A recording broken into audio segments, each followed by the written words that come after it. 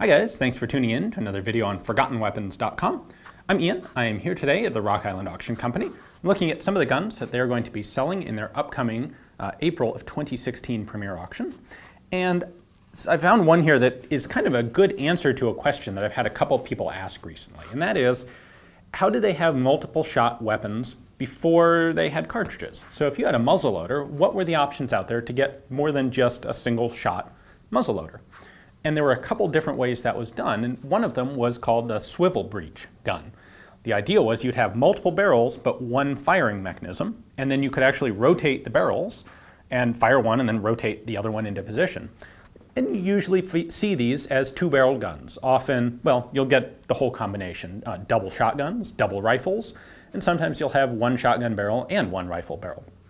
Well, one of the guns at this particular auction is a neat gun that it's a swivel breech, but it goes one step further and it actually has four barrels. So it has two rifle barrels on one side, and when you rotate that over, you then actually have a combination of a rifle and a shotgun barrel. So in this case, it has two hammers. This is a percussion gun, not a flintlock. So we've got two hammers for two sets of percussion caps on each side of the gun. Two triggers, and then one latch here for rotating the barrels. Now, this particular rifle was made by a fellow named M.J. Whitmore. He was a gunsmith out of Potsdam, New York.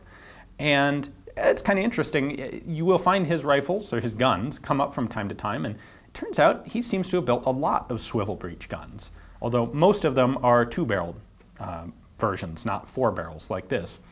And then, now, to make things a little bit more complicated, M.J. Whitmore also had a relative, and I don't know the exact relation, a relative by the name of N.G. Whitmore, who was also a gunsmith. And so you'll also find N.G. Whitmore rifles and shotguns. But I thought this would be a really cool one to take a look at just because of its really interesting mechanism. You want to know how you get four shots with a percussion gun and a rifle? Well, here's how. Let's take a closer look at it. So to answer the question that I know is coming, which is why didn't more people do this? If two barrels are better than one and four is clearly better than two, why don't we see a lot of four-barrel swivel guns? Well, the answer is that this thing is really heavy. 4 barrels worth of metal out here at the end makes this thing both heavy and very front heavy. So it's not well balanced at all. It's a very chunky gun to carry around. And that's why more people didn't do it. Now, that being said, there's a lot of fancy engraving and inlay work on this particular gun.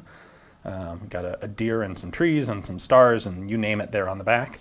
The typical early pointy style of butt plate there. Moving up to look at the grip assembly, we have some worn but fairly extensive engraving here on both sides of the grip. Here on the left side of the wrist is a somewhat worn marking from our manufacturer. We have M.J. Whitmore, Potsdam, New York. That is actually repeated on the top of the barrels. Right here on our two rifled barrels, which, by the way, these are the 3 rifled barrels are all .40 caliber, and the shotgun barrel is a .410, so basically the same size on all 4 barrels. There's our M.J. Whitmore again, or M.G. Whitmore again, and if I rotate this over, we have 2 more of them on the bottom 2 barrels. All right, our firing mechanism here, there are 2 hammers, and they both have a half-cock notch right there, and then a full cock notch a little farther back. 2 triggers. The left trigger is, or the rear trigger is the left hammer, the front trigger is the right hammer. And then we have this latch down here at the bottom. So normally this is how the rifle would lock up. You have this catch pushing into a slot in the barrel assembly, and it should be pushed in there by this spring. This spring's old and a little bit too short now. So once we fire our first 2 shots, we need to rotate the gun. So we push this catch in, and then we can twist the barrel assembly around, line that notch up again. There we go. And then we're ready to fire 2 more shots. You can see on this top assembly, we have a single rear sight. This is, I guess, probably zeroed for the rifled barrel and then good enough for the shotgun barrel. While on the other side, where we have 2 rifle barrels, we have 2 sights to go with them. Similarly, out here at the muzzle, on the double rifle side, we have 2 rifle sights. Flipping this over, on the rifle shotgun side, we just have 1 centered rear sight. One other really cool element to this rifle, because it is a muzzle-loading percussion gun, you do have to have a ramrod somewhere.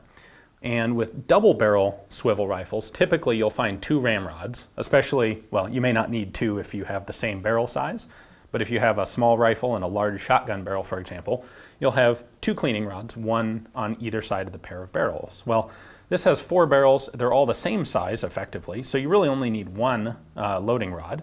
So where do you put it? Put it right in the center. If we pull this catch down, this pops open. Presto, there is our ramrod right in the center of the barrel cluster. So that's what you would use to load and tamp all 4 barrels. And when you're done, you can stick it back in there. It's got a little spring at the end to push it open, and into the little catch it goes. Thanks for watching, guys. I hope you enjoyed the video. You certainly don't get to see very many 4-barrel swivel guns out there, so I didn't want to miss the opportunity for this one, even though it does have some kind of loose parts on it. If you are interested in owning it yourself, adding it to your own collection, getting some high-capacity major firepower percussion guns, well, take a look at the description text below. You'll find a link there to the Rock Island Company's catalog page on this rifle, rifle/shotgun/rifle and other rifle. And you can take a look at all of their pictures and their description there and place a bid for it right on the website if you would like to do so. Thanks for watching.